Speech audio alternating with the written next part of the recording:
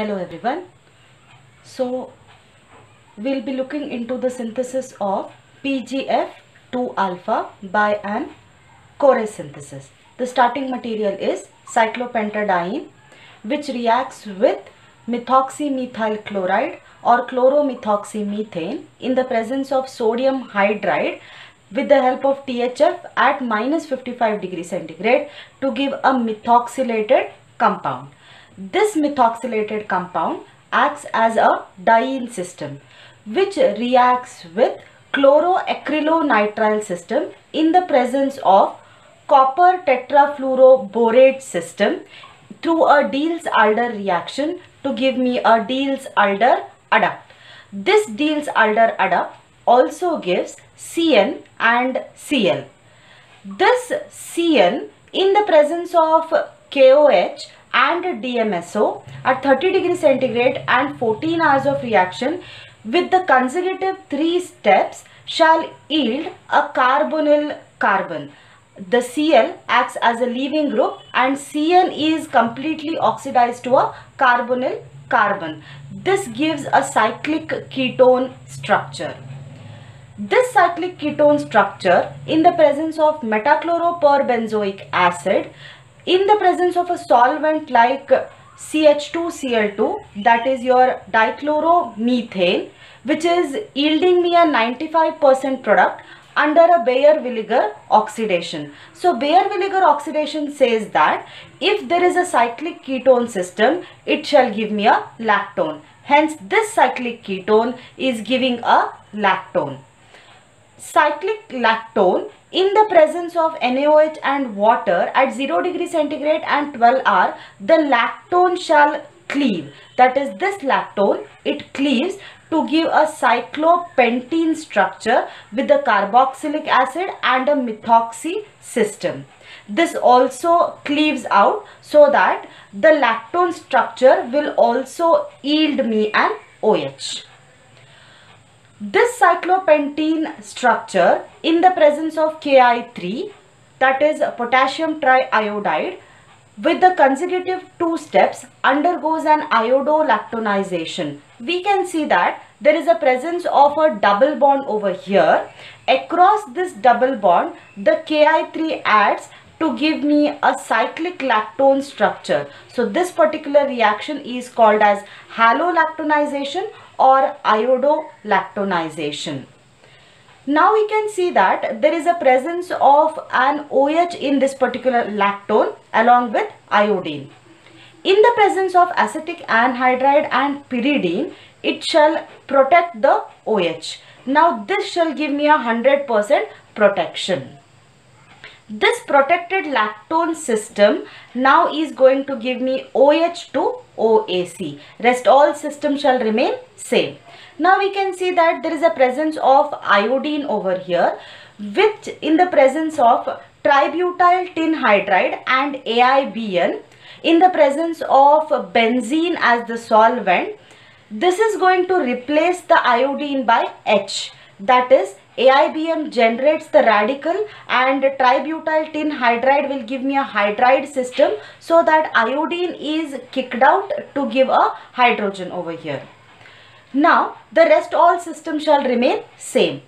In the presence of boron tribromide and DCM, methoxy system present over here, that is OMe, gets cleaved to get a primary alcohol system.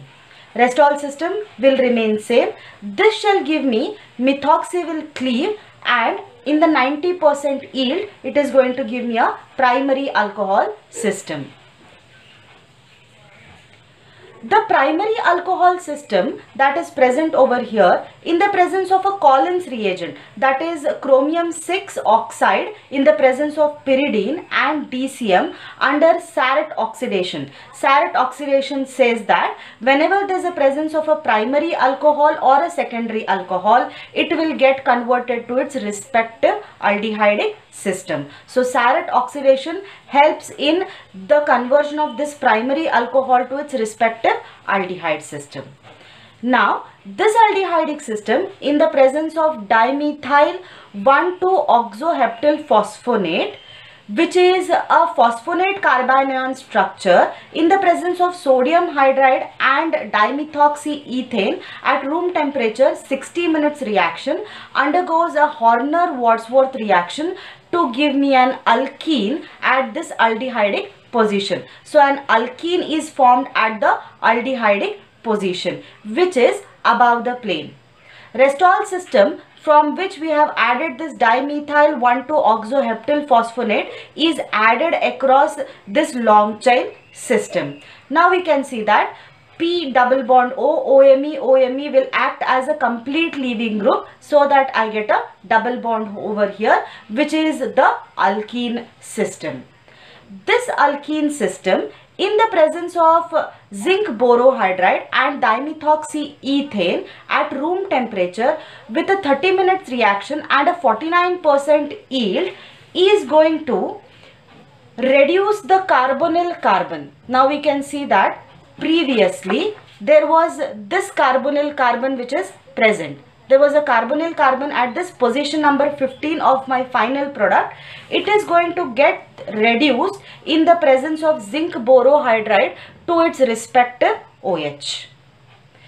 This intermediate in the presence of K2CO3 and methanol. Now the OAC present over here, that is the protecting group of the OH, will deprotect in the presence of potassium carbonate and methanol to get an OH. Now there will be 2 OH in this intermediate structure. These 2 OH can further be protected by 3,4-dihydropyran system to give me ODHP or OTHP. If I make use of a dihydropyran over here, then this is ODHP. If I make use of a your tetrahydropyran, then it is OTHP.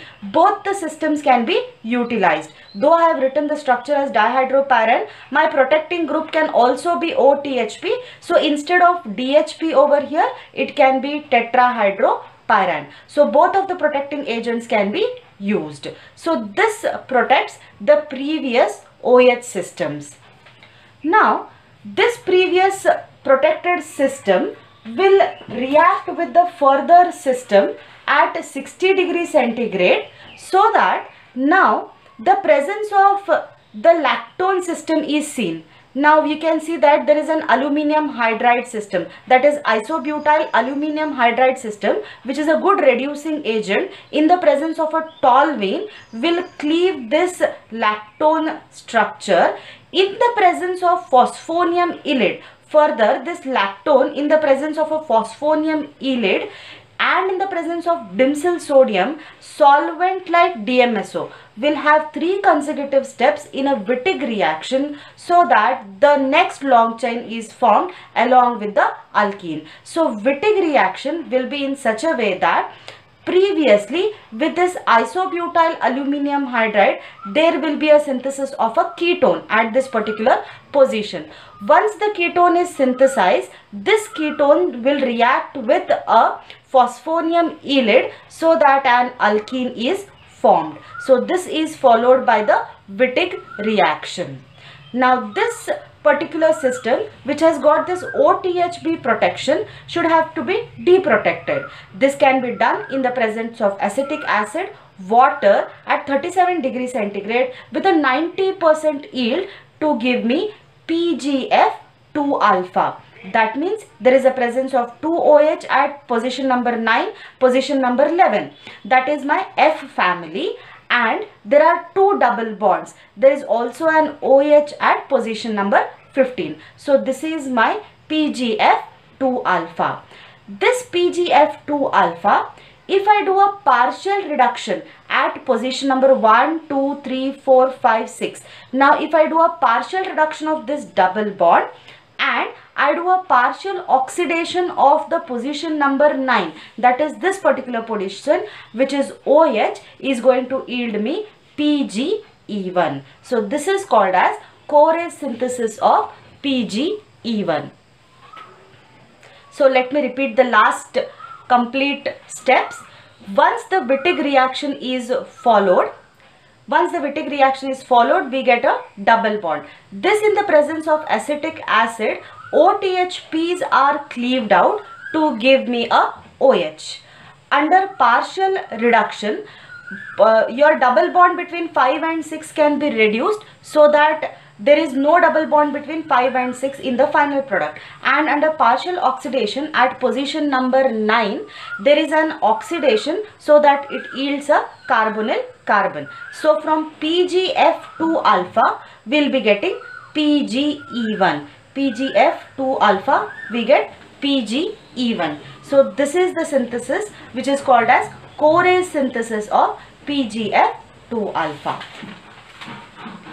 So after the completion of the PgF2 alpha synthesis, now there comes a method called as Upjohn's method. Now this Upjohn method is actually a collection of scientists who wanted to look for a various types of systems, that means which would be helpful in the medicinal field. So what they did, in an Upjohn company, they came up with this PGE2. Now this PGE2 is also a naturally occurring prostaglandin and the family is E2. The only difference from PGE1 is instead of one double bond, there will be two double bonds. So in the medicinal terms, it has been used in the labor induction, bleeding after delivery, termination of pregnancies, and in babies it has been used with the congenital heart defects. So these are some of the biological applications of PGE2. This is also commonly called as dinoprostone. Now this is the structure of dinoprostone or PGE2. We can see that there is a double bond between 1, 2, 3, 4, 5 and 6. There is a double bond between 13 and 14.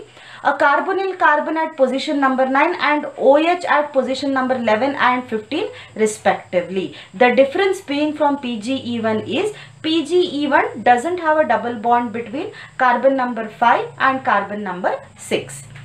To synthesize this dinoprostone, what they did is they took up PGF2 alpha. Now PGF2 alpha is similar to PGF1 alpha. Instead of one double bond, there would be a two double bond. Now in previous system we have seen that we could synthesize PGF2 alpha from the Corey synthesis. The same PGF2 alpha is utilized here so that now there can be a protection of OH groups. Now these OH groups could be partially protected, that is dihydropyran and tetrahydropyran. Position 11 and position number 15 could be protected by this DHP and THP systems under a controlled conditions. Now position number 9 OH is not protected. So what we can do is the position number 9 OH under an oxidation. Position number 9 OH under oxidation in the presence of CrO3 will undergo an oxidation to give me a carbonyl carbon. The ODHP or OTHP, which are a protecting group, in the presence of acetic acid they could be deprotected to give PGE2. So once again we can see that PGF2 alpha, DHP, THP can be utilized for the protection of the OH of position number 11 and position number 15. This is called as partial protection. Once the partial protection is done, the oxidation of position number 9 OH takes place in the presence of chromium trioxide so that a carbonyl carbon gets introduced. Later, a deprotection of this 11 and 15th position takes place so that we get a PGE2.